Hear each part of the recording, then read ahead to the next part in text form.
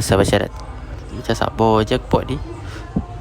Alamak, buat port dia tak sama, kenapa lain? Aduh. Okey, so kita tolak ke tepi dulu dan kita memperkenalkan ini dia HDMI to VGA adapter bernama Orico. Okey, kita unboxing dulu dia punya kotak dia. Okey, nampak kemas dia punya kotak ni. Okey, kita buka dia punya dalaman dia dulu. Okey, kita tengok. Dia punya ni kecil saja. Okey, bahagian depan dia tu untuk HDMI dan bahagian belakang dia untuk VGA. Okey, dia punya paparan dia beginilah rupa dia. Okey, benda ni kecil saja, comel boleh.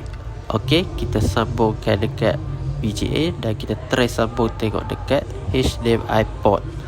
Dia jadi bagaimana, keluar ke tidak dia punya paparan dekat monitor tu. Okey. Okay, 1, 2, 3. Tidak keluar dah.